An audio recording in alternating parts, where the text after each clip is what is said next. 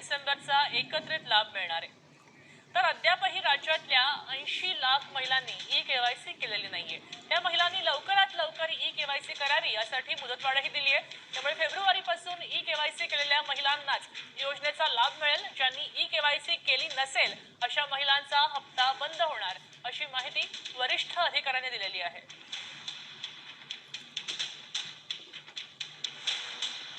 साधारणपणे 2,47,00,000 लाभार्थी आहेत आणि ऑक्टोबर महिन्यामध्ये ज्या वेळेला आम्ही शेवटचा लाभ दिला होता त्यावेळेला 2,33,00,000 महिला होत्या।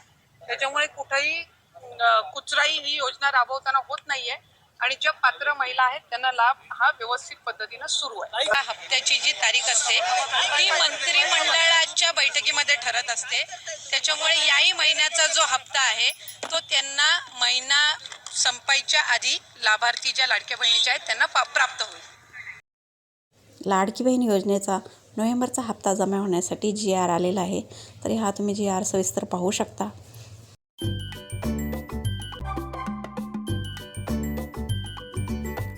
यावेळी नोव्हेंबर आणि डिसेंबर महिन्याचे दोन्ही हप्ते बँक एकदमच खात्यात जमा करणार आहे।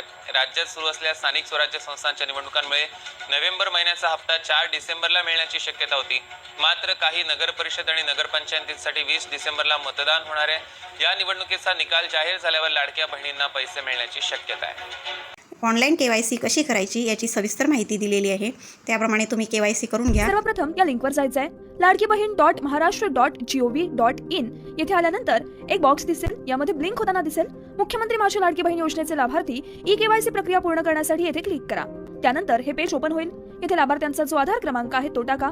आधार नंबर टाकल्यानंतर विचारली जाईल ती माहिती तशीच तेथे भरा। त्यानंतर खाली मी सहमत आहे या ऑप्शनवर क्लिक करा। त्यानंतर OTP पाठवावर क्लिक करा आणि OTP टाकून सबमिट करा। त्यानंतर दुसरा पर्याय आलेला आहे ज्यामध्ये वडिलांचा किंवा पतीचा आधार क्रमांक टाकायचा आहे। त्यानंतर दिलेल्या कॅप्चा तसंच तिथे टाकायचं आहे। त्यानंतर मी सहमत आहे वर क्लिक करा आणि पुढे OTP पाठवावर क्लिक करा। तिथे क्लिक केल्यानंतर OTP येईल आणि तो OTP खाली दिलेल्या बॉक्समध्ये टाका आणि सबमिट करा। त्यानंतर इथे आपल्या वडिलांचं किंवा पतीचे नाव आपल्याला दाखवलं जाईल जे फॉर्म मध्ये तुम्ही टाकलं होतं। त्यानंतर जात प्रवर्ग विचारला जाईल तो निवडा। त्यानंतर हा प्रश्न आहे तो व्यवस्थित समजून घ्या। त्या प्रश्नाप्रमाणे योग्य उत्तर निवडा।